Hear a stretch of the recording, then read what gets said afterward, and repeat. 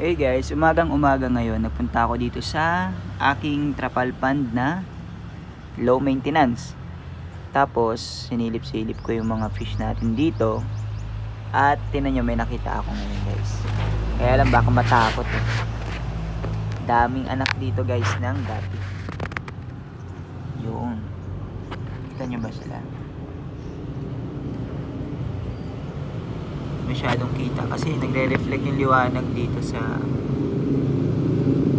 yan. Daming gapi fry dito, liliit yan, gapi fry. So yun, dumadami yung mga isda dito. Nagugulat lang ako, anak ng anak yung mga isda. Ang dami rin ditong mga swordtail fry.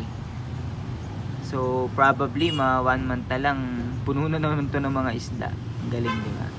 Self-sustaining. Bira lang ako magpakain.